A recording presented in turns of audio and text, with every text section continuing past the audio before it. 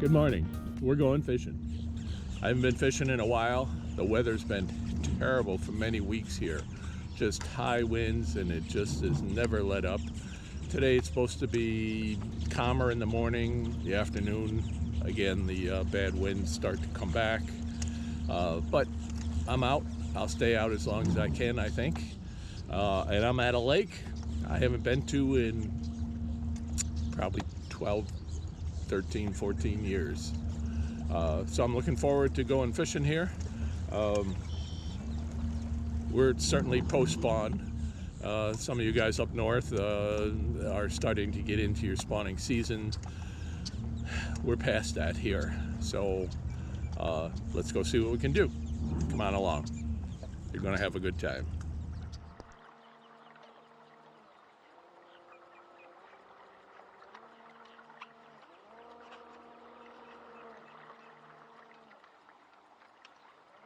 It's early in the morning.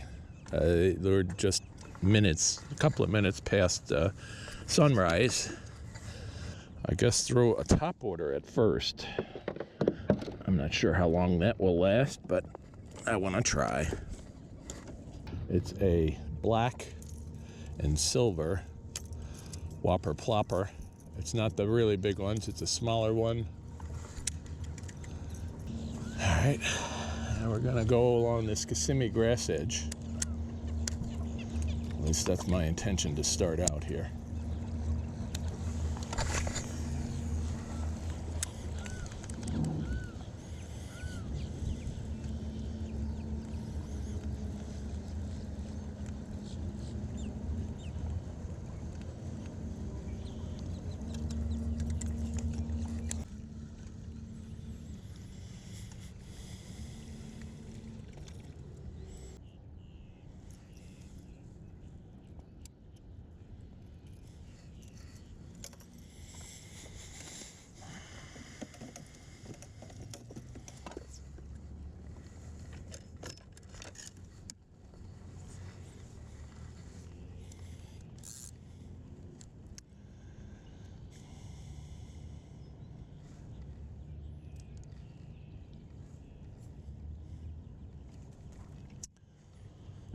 Here's something that you've probably never seen. It's kind of like a fluke. It has a bubble on the side to stick your hook tip in. That's a pretty neat feature. I kind of wish some worms had that. It's kind of like a fluke in that or a jerkbait.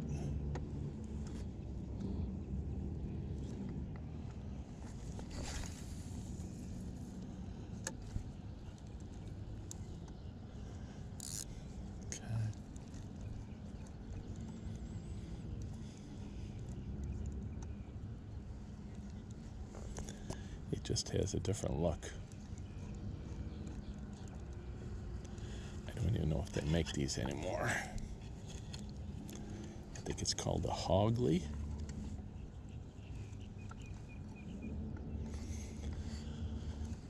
These particular ones have to be 40 years old.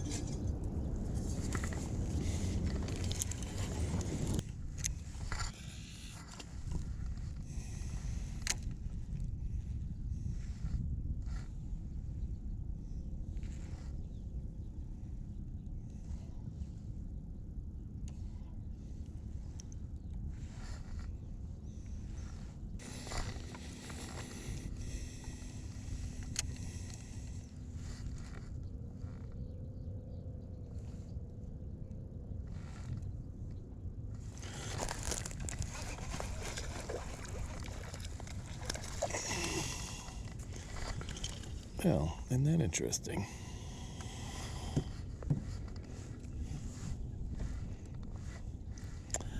My favorite way to catch a fish. Flipping. Well, at least I got one fish. Let's see what he is. 13 inches. And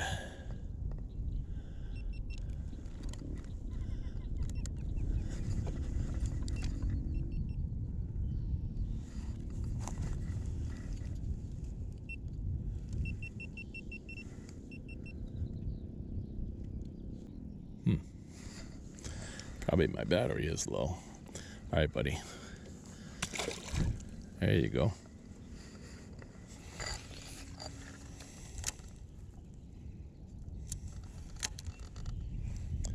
.6 feet of water. It's just one round patch of weeds here.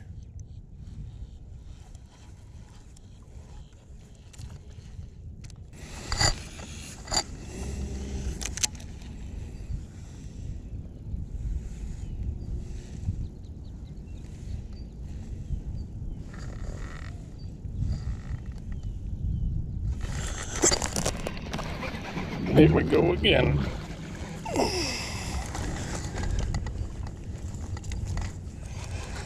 Alright. Well, this one's a nicer fish.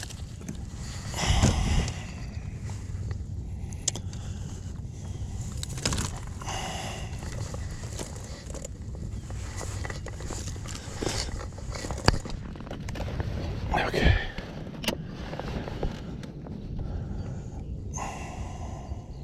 Come on, hold still.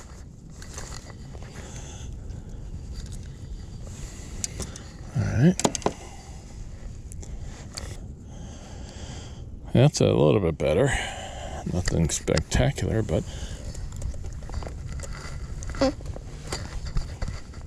it's 16 inches. Let's see if we can get this camera to work.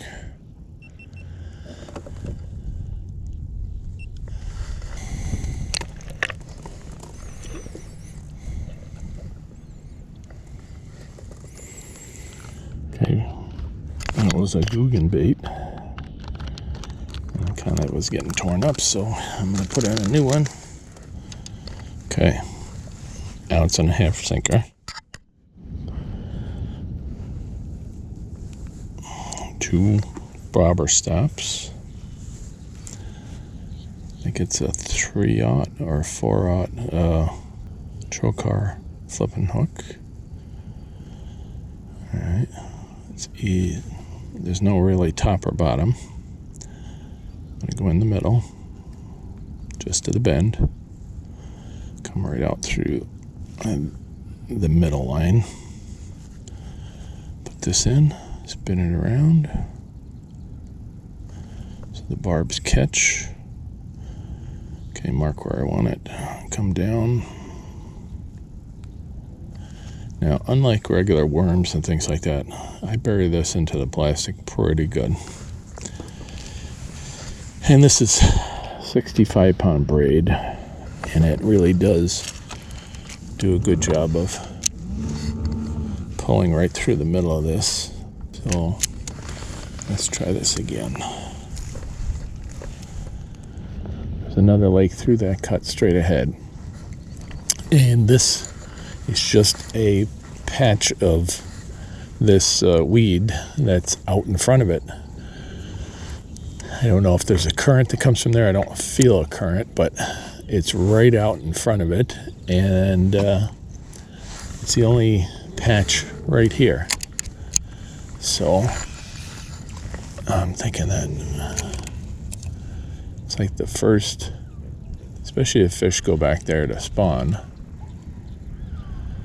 This is the first thing in their way as they come out of there.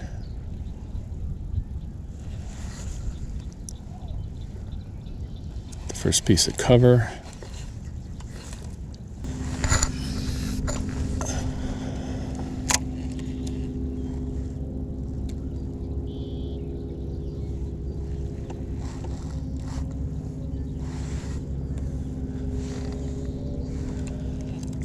o'clock in the morning. So I got 2 fish doing this.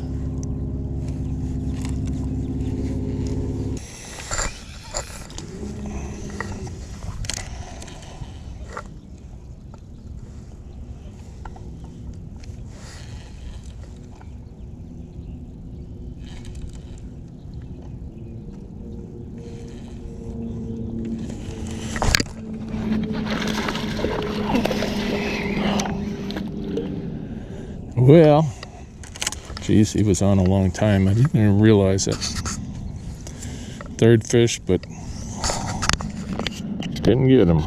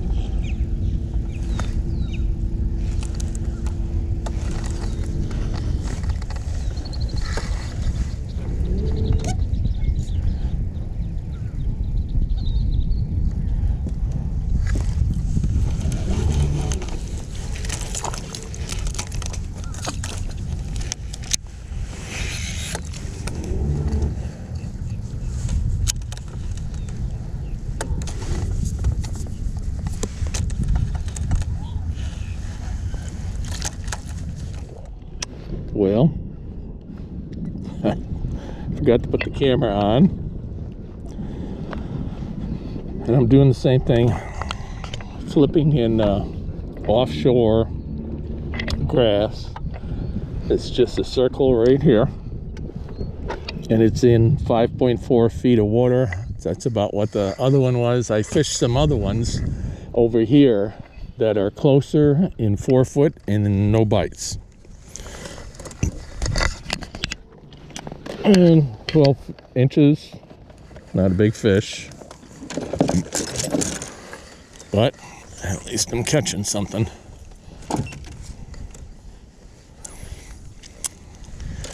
All right.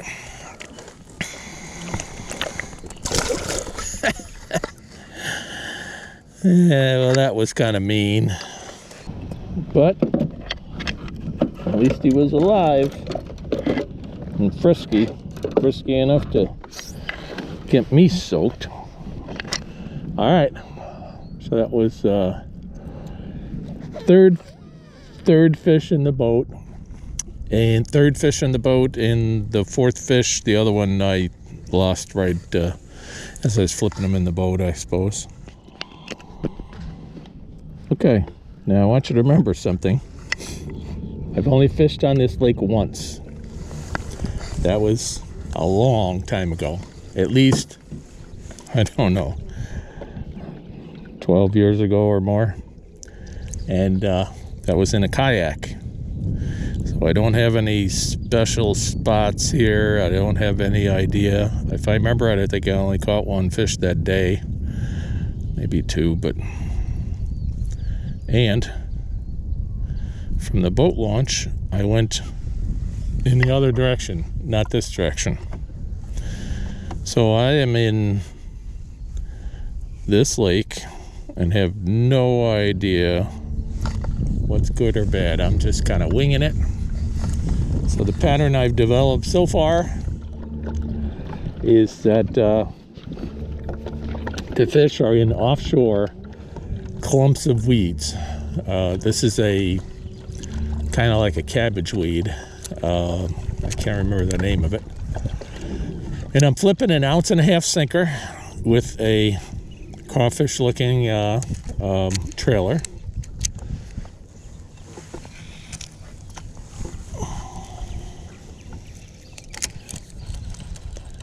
And I've caught some fish, but there's another one, but nothing big. All right, let me back the boat up. I want to get away from here.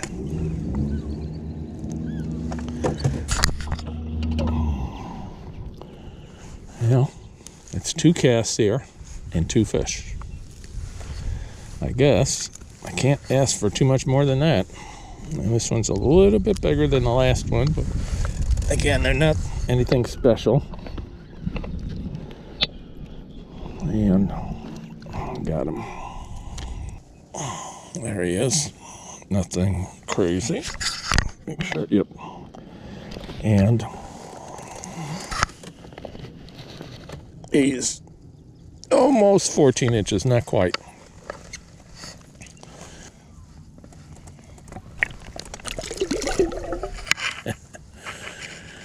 Well, these were pretty lively. They swim right off.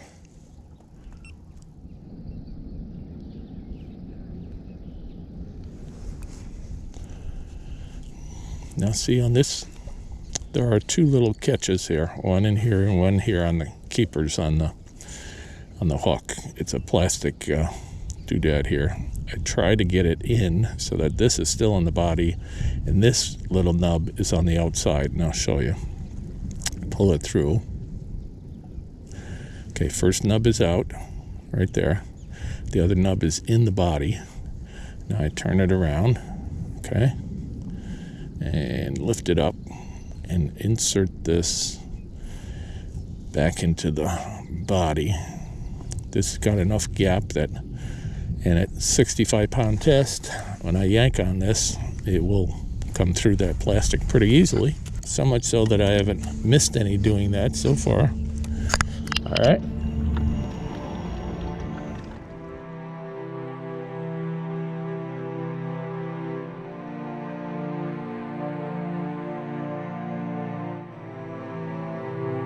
Well, I don't know if you saw that on the video. I'll have to go back and see if I captured it. My outboard was in the tipped up position on the back of the boat. Now I always tighten up the clamps very well, and somehow I don't really know what happened, so hopefully I can see it in the video. The whole motor fell off the back end of the boat into the water, and I carry a little float that I can throw over the side. Say I'm catching fish and I want to mark where I am, that's what I do. Well, I immediately grabbed that float, threw it over the side. Now, it was calmer. As you can see, there's a chop building on here, but it was dead calm when that happened, so I could see in the water. I don't know, maybe it was 10 feet deep, 8 feet deep, deeper than I could reach down and grab. So the motor's on the bottom, and I did see that rope? I had that in my emergency bag. I tied a great big heavy duty hook to it. I put on a 1 ounce sinker I tied to the bottom of that, and it still wasn't enough. It was drifting around. So I put on another 1.5 ounce sinker, and I hooked it. I got it up to the surface. I was just ready to reach over and grab the handle, and the hook popped off. I did that again. Luckily, I hooked it in the handle. How in the world I ever did that, I don't know. So I got it up to the surface. I reached out over the side, grabbed a hold of it, and just hung on to it until I could clear enough space. And then I lifted the motor over the side, set it in the front. Of course, the pedals are right here. The motor is on the pedals. The boat is running around. It was a real comedy. So I got it off the pedals. I got it situated. I turned around, I put it here in the back of the boat because I'm afraid to put it on over the water. So fish have been busting around me more than they were ever today, and I decided I think I should go in. So that was my adventure for today. I caught some fish. I don't know if I'm going to even show you this. It's a little embarrassing, but I might show you this because maybe you can learn something. Thanks for staying with me. I almost dove in to go get it, but I've never tried to get back in this boat, although I've got things on board to help me get on the boat. With all this stuff in the boat, and if I got a hold of the motor, I was afraid of not having a way to get into the boat, so I didn't do that, and I'm lucky I hooked it. Okay, headed home. Now, what will I do with the motor? Well, when I get home, I will drain the crankcase. I will drain the, I don't know if I'll drain the fuel. I may or may not because it's a sealed unit. I may look at it and see what it looks like. I'll pull the spark plug. I will hand crank it over to blow out any water that's inside the cylinders. And then I'll try my best to dry out all the electronics on it before I try to start it again. So I'll let you know how that goes. Bye now. Have a nice day. Okay, I'm back at the boat launch. I still don't understand why this fell off. I had to loosen the clamps substantially to put this back on, so they were tight. They would not slide back on in the position that they were when it came off. And that kind of is bothersome because to me, this probably could do this again. But looks like no damage at all. Luckily, when I hooked it with a hook, fishing hook, I got it in the handle. And this is what I created. I carry emergency rope. I tied 65-pound braid over and over and over again to hold this hook to the rope, to make it stronger than 65-pound braid, because I actually hooked it with the 65-pound braid on it and I broke it. So I used a wider, heavy hook. You can see how it's bent out a little. That is a 1-ounce sinker, and I couldn't get it to pull down the way I wanted so I could hook it, and that's 1.5 ounces. So that's 2.5 ounces of lead that I have on this, and this rope was certainly strong enough to pull it. I actually hooked it before I got a hold of it. I brought it all the way to the surface. I was reaching over the side to grab the handle, and this popped off. Luckily, I hooked it again, and this time I hooked it around the handle, pulled it all the way up to the point where I could get a hold of the handle, and then I lifted it into the boat. I'm back to the launch. I made it. I came home with everything I left with, and it was quite an experience. Thanks for watching. Bye now. Well, I made it home, and I've done a number of things to the motor. I didn't want to end this video without you seeing what I did and hopefully what the end result will be. Let me show you what I did to try to salvage this motor. I didn't have to worry about the lower end grease because that's a sealed unit. It goes in the water anyway. Since this motor was in the tipped up position like this, I had the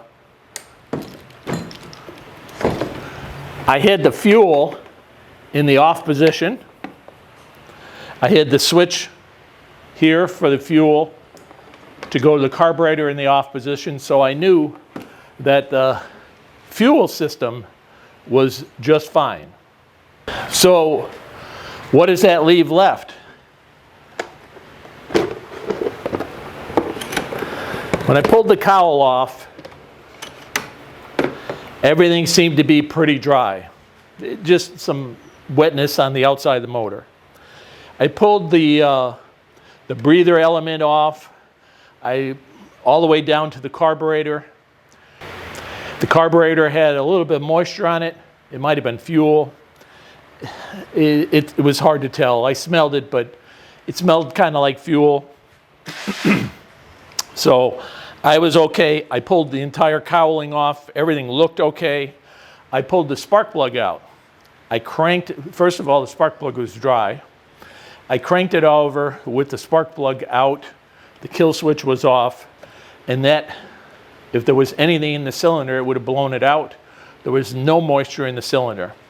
So the only thing left to do at this point is either, hopefully the electronics, the spark system is okay, and I drained the oil.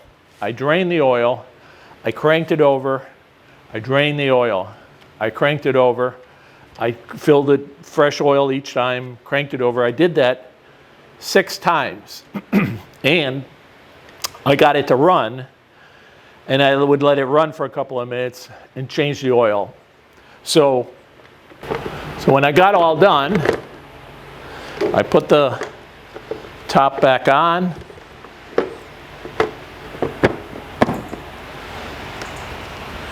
Turn the fuel on, turn the vent on. And this is the way how it is now. I get it in start position. It's ready to roll, chokes open.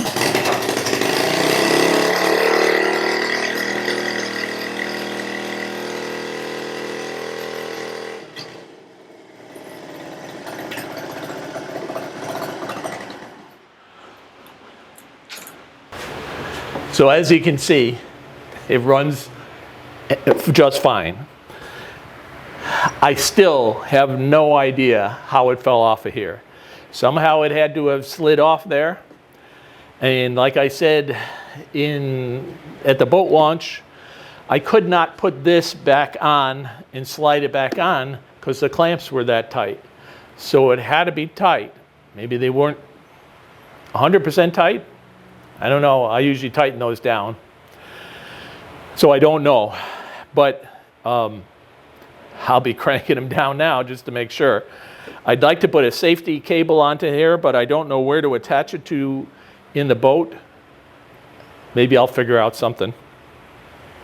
But let me show you something else.